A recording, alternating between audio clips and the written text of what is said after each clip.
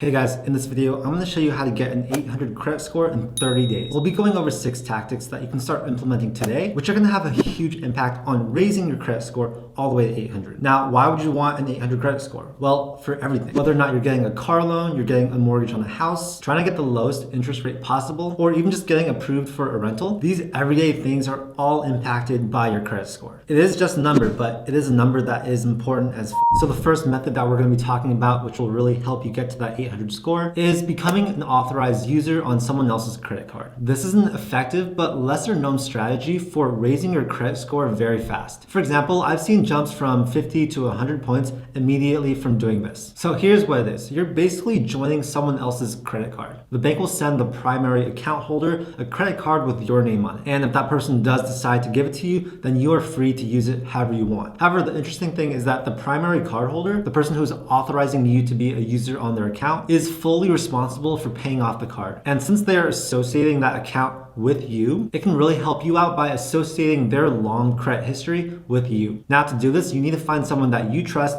and someone that also trusts you as well. They need to have great credit because, you are piggybacking off their credit history. But of course, if they do give you the card, you can spend on that card however you want, and that can definitely be dangerous for the other person. Optimally, it's going to be like a parent or a relative or someone that you trust who has a long credit history with that account. Now, once that primary account holder gets that credit card in the mail, they can choose whether or not they want to actually give you the card. Either way, it has the same effect on your credit score. So yeah, they can just hide that credit card, put it in a drawer, and not let you use it. But you still will reap the benefits of being associated with that account. If you are young, I really encourage you to do this, because otherwise, when you are ready to open up your own credit card, you might not have enough credit to do so. The thing is that you just have to be really careful. You need to make sure that this person is trustworthy and that they have a great credit score themselves. Because if they don't pay off this credit card, then you are screwed as well. Now, even if you are seeing an increase in your score, which you will if you become an authorized user on someone's card, you still might not get approved for certain loans. If you're trying to get, for example, a mortgage or a car loan or any loan that's rather big, they're probably going to dive deep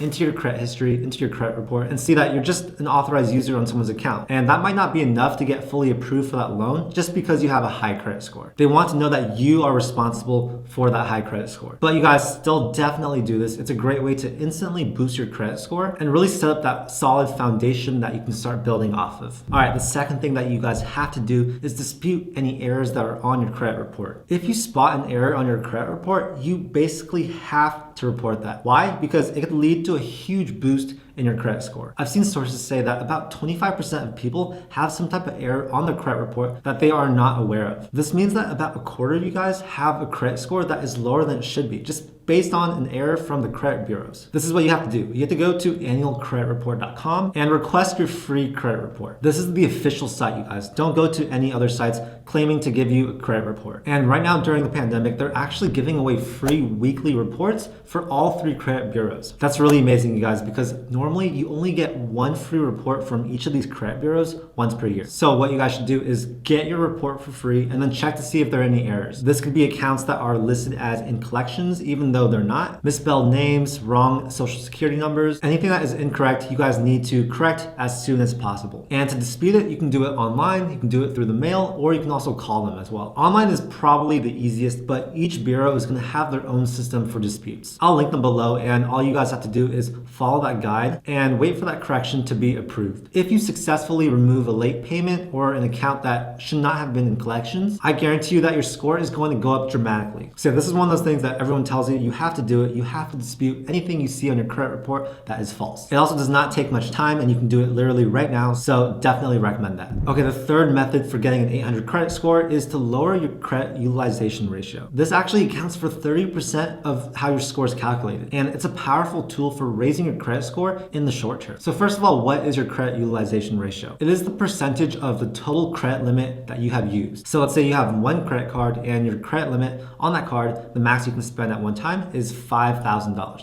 Now, if you buy something that's $1,000, that means you have used 20% of your credit limit. This means that your credit utilization is at 20%, and it's going to stay at that 20% until you pay off the card. Now, the goal here is to keep your credit utilization ratio quite low. The credit bureaus really don't like it when they see you using too much of your credit limit, because that shows that you are more risky. Now, most sources say that you should keep your credit utilization below 30%, but I tend to keep mine between 2 and 10%. If it's too low, like 1%, that shows them that you just don't use your credit. And if it's too high, then that just automatically flags it as risky behavior. Now, what happens if your credit limit is too low and as a result, your credit utilization ratio is just always super high? Well, besides just spending less money, there are a few specific things that you guys can do. The first thing you guys can do is to just sign up for more credit cards. Each credit card that you add to your arsenal of credit cards is going to increase your overall credit limit. For example, one credit card could have a credit limit of, let's say, $5,000. And if you get another credit card, that could come with another credit limit of, let's say, $3,000. So instantly your overall credit limit went from $5,000 all the way to $8,000 just by signing up for that second credit card. The second thing you can do is to pay off your credit cards faster. So let's say with that same credit card that has that $5,000 credit limit,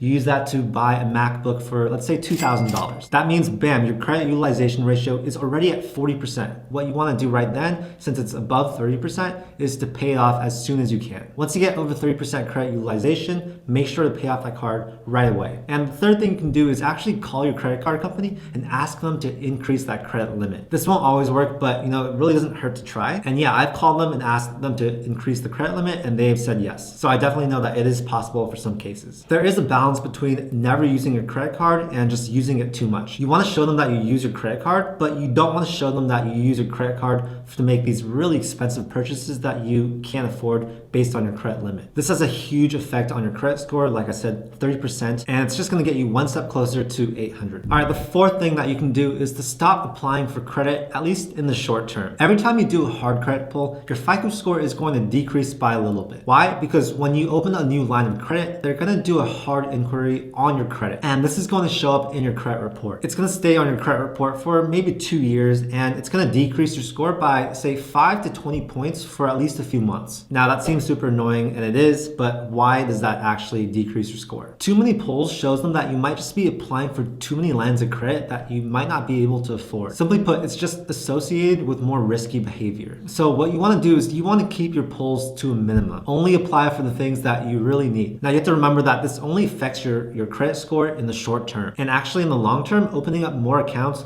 could really help you if you pay off those accounts on time. This is what I do with credit cards. Like, you guys, I have at least 8 credit cards right now, and I do have a very high credit score. Now, one thing you guys have to keep in mind is, let's say for example, you are trying to get a mortgage and you are shopping around for different quotes. All these inquiries are about the same thing, a mortgage. So they're not going to actually count them as separate inquiries. As long as you do them between a 14 to 45 day period, all these inquiries are going to count as one. So if you're shopping for deals, if you're shopping for rates, make sure to do them all together at the same time. Now, moving on, if you're planning on applying for a mortgage or a car loan where you really want the lowest interest rate possible, it'll probably make sense to not apply for any credit cards in the months leading up to it. Because when you apply for those credit cards, it's going to take a short-term hit on your credit score. And therefore, when you're applying for, let's say, the mortgage, you might not get the best rate you could. So yeah, just keep in mind that the number of times you actually apply for credit is going to actually affect your score in the short term. Number 5 is something that a lot of people actually don't know about, and this is Experian Boost. Basically, Experian Boost helps you build your credit based on your past utility and phone payments. Generally, these credit bureaus, they don't care if you made these phone or utility payments on time. Like, that really doesn't affect your score right now. But Experian has this free program that actually allows you to connect a bank account, and they're going to scan that bank account and see if you have made these payments on time. And when they find these on-time utility and phone payments, they're actually going to use that to help calculate your score, and your score is going to go up. They claim that the average boost in credit score is 13 points. And guys, this is very fast. It's very easy to do. So I definitely recommend you guys all do this. Note that when you're applying for credit, these lenders, they don't only look at your Experian score. They're also looking at your TransUnion and Equifax scores. So by doing Experian Boost, you're only boosting your Experian score. But overall, it can still help you a lot because most lenders, they're going to take your middle score of the 3 as the score that they use to determine what interest rate you get. So if that happens to be the Experian score that is boosted by X amount of points, then that's really going to help you out. And this is not sponsored by them in any way. I just think this is a really cool service that that not too many people know about, and that's why you guys should try doing this right now. Okay, the number 6 tip for getting an 800 credit score is to set up auto pay on all of your accounts. This is the most important point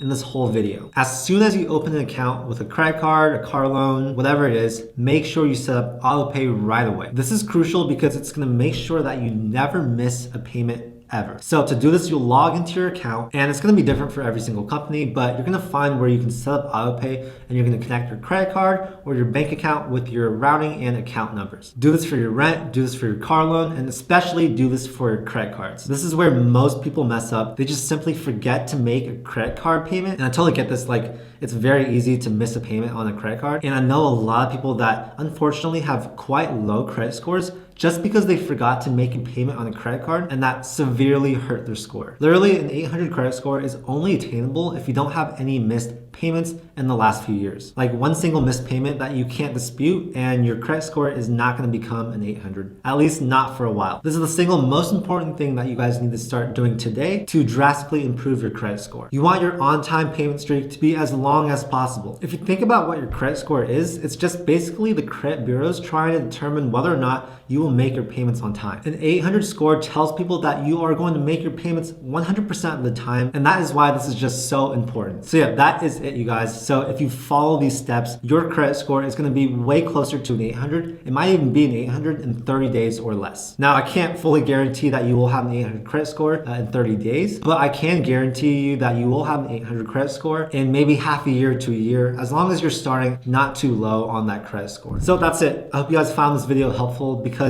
if you guys follow these steps, I guarantee you an 800 credit score is going to be entirely possible for a lot of you guys. It's definitely possible to hit in 30 days, but most likely it's going to take a bit longer than that. It really depends on what your current credit score is and the things that are on your credit report. 800 is the score to aim for, but realistically, once you're above 740 or 760, then whatever score increase you get, it's not really going to affect or make your interest rates any better. However, it's going to give you more wiggle room, so you'll just know that if you do apply for credit cards, that won't affect your ability to get a mortgage right after that. And start early, like start right now. I hope you guys found these tips useful, and I hope you guys actually implement these tips into your own life, because they will help you get that 800 credit score. Since we're talking about personal finance, if you guys want to make some free quick money, make sure to sign up for WeBull and claim your 2 free stocks worth up to $1,650. All you have to do is open up an account, deposit $100, and those 2 free stocks will be automatically deposited in your account. I use them for my own trading. They are completely free, very powerful, and I think much better than Robinhood. And if you guys found the video helpful, make sure to hit that like button and also subscribe to my channel to see more videos just like this. I make a ton of content about investing, personal finance, and entrepreneurship. So that's it for today. Thank you so much, and I'll see you guys in the next video. Peace.